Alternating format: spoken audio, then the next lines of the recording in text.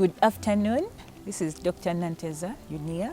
I'd like to talk about sexually transmitted infections with you today afternoon. Yeah, what are sexually transmitted infections? A lot of us go to hospitals, go to health centers, and they give us a diagnosis of STIs. What is this? What are sexually transmitted infections? Just like the English name says, these are sexually transmitted infections. These are infections you can get only after getting involved in a sexual act. It could be oral, there could be penetration, penetration, and it could be anal. So these are very common with us. And the causes of sexually transmitted infections, by the way, there is a difference between a urinary tract infection and a sexually transmitted infection. Today we are talking about sexually transmitted infections. There must have been a sexual act somewhere, and meaning the infection you're having was transmitted or given to you through a sexual act. So to people who are totally or completely abstaining, we do not have chances of having a sexually transmitted infection. The causes of a sexually transmitted infection are infectious. So we can have viral causes, and these are very common. We live with them amongst ourselves. We can have hepatitis B, we can have HIV, and we can have the herpes simplex, and yes. Then we can also have the bacterial causes, or the bacterial organisms, and the commonest that we live with us in Africa, we have syphilis, we have chlamydia and gonorrhea. They are very common. Then we can also have parasitic infections being spread sexually. What are the risk factors? Now that you know the causes, what are the risk factors? What leads you or what risks your life to getting a sexually transmitted infection? Number one, having multiple sexual partners. Oh, the main number one is involving yourself in sexual activity. Number two, having multiple sexual partners, having a sexual network. When you have a sexual network, yes, I am okay, I am fine. But is my partner okay? Okay, yes, we found out he's fine. But are his partners fine? Okay, is my number two fine? If he also has number threes and fours, are they also fine? So we can easily risk or expose ourselves to getting sexually transmitted infections when we have multiple sexual partners. When we have low immunity, not that whoever involves themselves in sexual acts with people who are sexually infected or having STIs will get infected. But sometimes when you have a low immunity, you can expose yourself to getting an STI. A low immunity can be because you're on medications that lower your immunity, like cancer treatment and corticosteroids and other treatments. Then also it can be because you're having a disease, sometimes which is already diagnosed, other times which is unknown. For example, you may be having an unknown or undiagnosed disease going on. You may be having maybe cancer, maybe HIV, maybe any other case that will lower your immunity. So we also have a sick partner. If you've treated yourself of an STI and you're feeling fine, but then you didn't treat your partner is sick, he will keep on exposing you to having what? An STI. Then we also have failure to complete treatment. The funny thing with STI is sometimes then one day too, when you manage, you will feel better. So the next thing you know, the medication or treatment which has been for 7 days has been thrown besides. So this person will keep on coming, presenting or having an STI because they did not treat the sickness completely. We also have poor sexual habits. There are ways we are supposed to be having sex and they are good. Then some people misuse that. Sometimes anal sex exposes you to a risk of having a sexually transmitted infections. Then also, when you have oral sex with people who are infected, you can risk yourself to getting infected. It could not be through the format you use. It could be through the format you're using. It could be, there are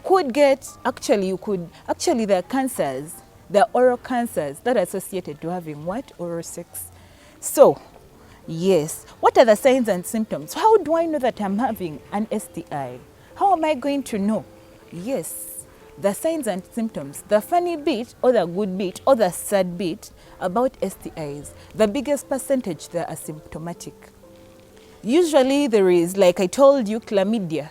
Chlamydia is silent in men most of the times, the highest percentage. They will have the disease, they will be infected, but then they will not be portraying any signs. And then when you keep on sleeping with such a man, or when this man keeps on sleeping with different people, they're going to transmit, but they do not have symptoms. Most of the times chlamydia is very active in females. So when you sleep with this man, the next day you will be having symptoms. That is 3 days to 14 days, you'll be having symptoms. And the man will be like, me, I'm okay. Yes, we can have a symptoms, or we can be asymptomatic. Then gonorrhea. Gonorrhea, most of the times, in women, it's silent. 15% of the women will come to you when they're having gonorrhea symptoms or symptoms of being infected with gonorrhea. But most of the times, when they sleep with men, the men will get it. And the man will keep on wondering, how come? How come my wife doesn't have? Yes, your wife can be asymptomatic. So we can be asymptomatic, yet we do have a sexually transmitted infection. Then also, other common symptoms that occur, discharge. In females, we have a normal cycle, and we know we are going to be having pervaginal discharge, and you know how it flows. This time around, it may be abnormal. Abnormal in the volume may increase, abnormal in the color, in the texture, and most of the times it's going to have a bad odor. So that can be a sign if you've been having your discharge and you've been following up on your cycle, and this time around things have changed. Please do not just sit at home. Then you can also have wounds, itching or swelling down there. Then you can also have systemic signs and symptoms. This is not localized down there or the route of entry, but then you're going to portray systemic signs like fever. Someone can come to you and they're having fever, and it's because of an STI. Then they can come to you, like in females mostly, but even in males it can occur. They're having abdominal pain. And then this pain is, they've managed it, they're thinking this is going on, yet it is a sexually transmitted infection. So we can have a symptoms, do not feel so bright and happy about it. You can be having a sexually transmitted infection when you do not have symptoms. And some diseases portray symptoms at a very later stage. For example, HIV. You may have HIV today, and we will get to know, or we will see symptoms in 10 years or even 7 years. So it's important to keep on having routine checkup for sexually transmitted infections for people who are sexually active or those who are at a risk, like the risk factors we talked about. How are we going to prevent this? Actually, before prevention, let's talk about complications of STIs. In females, actually in both males and females, someone may never have symptoms and they're coming to you with infertility. They have tried to have a baby for 5 years, 3 years, 2 years down the road, and they're not getting. And the simple cause is a sexually transmitted infection which was left untreated, or which was being treated and they kept on failing on treatment. We can also have infections to other organs.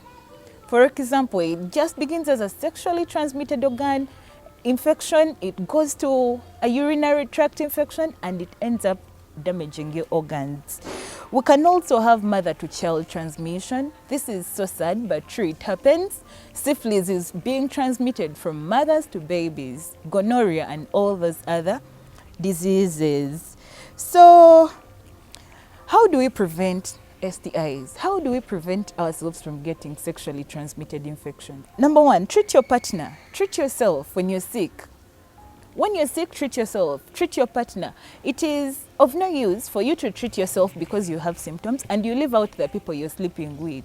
And if you have a sexual network, it is of no use of you treating one of your men or one of your women and others are non-treated.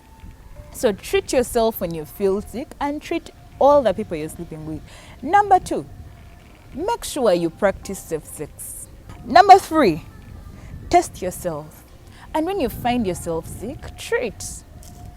Because you will not treat something you've not tested. Actually, that is a bad habit. Some people feel like, oh, I have itching. This must be candidiasis. They treat. Oh, I have this.